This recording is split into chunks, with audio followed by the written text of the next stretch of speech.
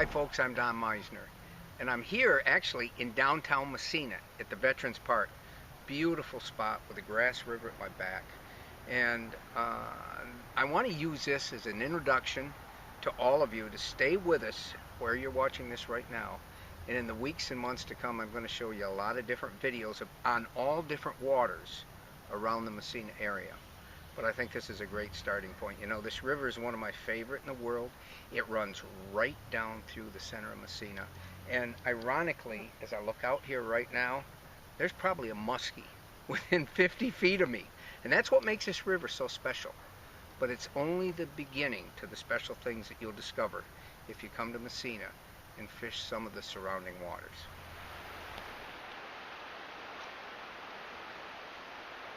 I've got one. Okay. Try to stay as steady as you can. This to me is the thrill of the Grasse River. Is being able, you don't know whether you're going to get a walleye, a muskie, a bass. I'm sure I've got a bass. I'm using a wacky worm, but just waiting. This is so fun. This is so incredibly fun. Now, you can see how much that fish fought, and I want to show you something. That fish is probably only 11 inches, but an 11-inch river bass like this is going to put up so much fight because every minute of their life they're fighting. They're fighting current, they're fighting to stay alive out there with muskies all around them, but my hand span is 9 to give you an idea, so he's about 11, just like I thought. Beautiful dark mahogany. A lot of their dark color here is because of the tannic waters, and when I say tannic waters, that doesn't mean they're muddy, they're clear, but it's like looking down into a clear coffee or whatever. It comes from the tannin in the leaves. But beautiful bass, but it does give them a dark color. Well, there's 2 worms I've lost because of the bass. I'll show you what I'm doing. I was actually using a different color, but I'm using these worms that you'd use for largemouth. And I'll put this back in and I'll show you exactly how I hook it, because some of you may not realize what wacky worm fishing is. It's the simplest thing in the world. For all of you that have never fished much, this is all you do. You run the hook through the middle of the worm, presto, that's it. And then you cast out. So it's just like using bait. It's simple, but is it ever fun? That baby sure hit. You know, the real funny thing about this, I've got another bass on, but I'm fishing these like you would for largemouth. You wouldn't normally use 6-inch 6-inch, I can't even think, I can't even talk right now, 6-inch plastic worms for smallmouth bass. You'll see this when I lift him up. So don't think that smallmouth won't hit a big bait, because they really will. Now, you know, these bass are small right here. I know you're thinking, those aren't that big a bass. But what I want you to remember is, there's also 16 and 18-inch bass out here, but there's muskies that feed on these bass. There's muskies, and you can catch muskies in any pool. And what really I want you to think about, imagine if you had the family with the kids, and everybody wants to try fishing. Maybe they get bored quickly or whatever. When you've got a place like this that's just full of fish, the kids are all going to have fun because everybody can catch them. All you got to do is get some plastic. You could use live bait, you could use crayfish, but if you use plastic worms, you're not going to kill the fish, and you're going to have great luck. And I'll show you again how I fish this. Chances are maybe we can get a strike right on a live strike here. But I throw it out. I'm throwing it up by some abutments by the bridge, and then all I'm doing is letting it drift down naturally, just as if it was live bait.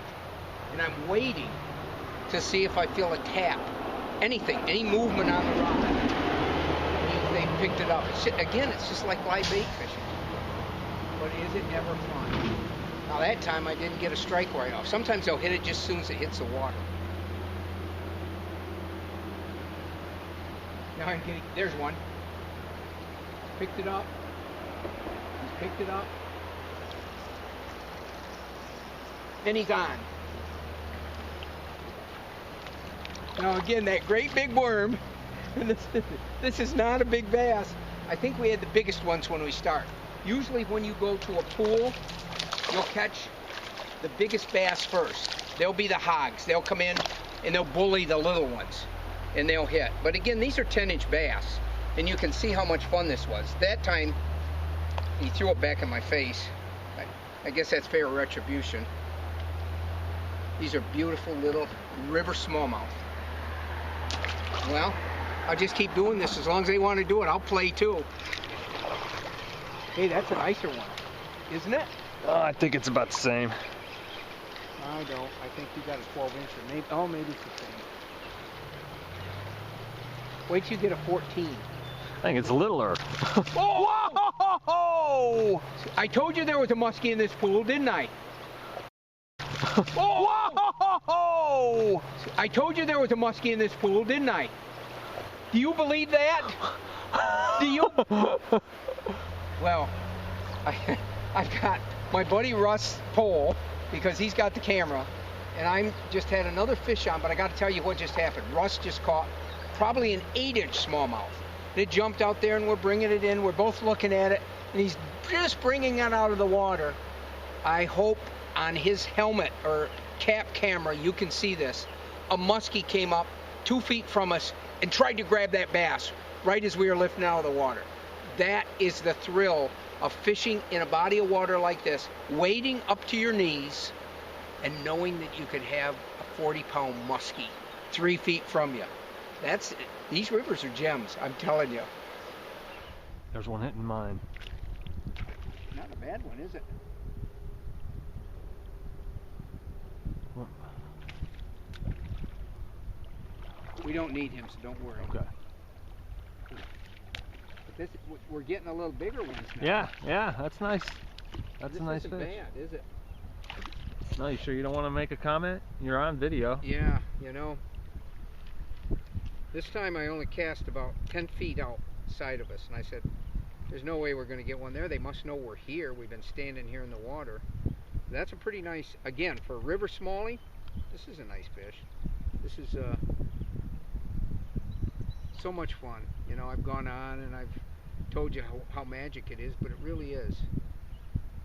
And a lot of times, here's another hint. If you lay the fish in your hand and put no pressure whatsoever, they don't feel the same danger, and a lot of times they won't fight you. Now I lost that was the last of the good colored worms. Now I got to come up with something different that maybe will catch me a fish. Okay. Well, this is where I'm going to say goodbye to all of you. I'm laughing because if you're a diehard, you never say quit, you always say one more cast. And we got back here where we started, and we were going up the car, and I said one more cast, and bam, this bass hit. It seems like a nice one, so I thought it'd be a nice one to say goodbye with.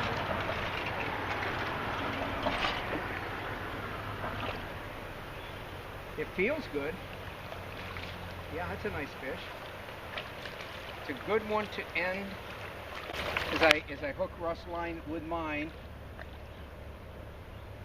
This is a nice 12-inch fish, and I'll tell you one thing that I'm super pleased about, other than I just tangled this incredibly up together. If you look at this fish, there's no grubs on it. It's as clean as can be, and that is not normally the way you see bass in the summer. From all the birds and everything, the little grubs parasites that get into the fish's skin, they don't hurt the fish, but they make them less beautiful. But this fish is absolutely beautiful. A beautiful Grasse River smallmouth. We must have caught 50 of them. Probably already exaggerate. We must have caught 30 of them today, but there's plenty here for you when you get here. We'll see you the next place in the next water that I decide to take you on and fish with us. Until then, I'll see you. I'm Don Meisner.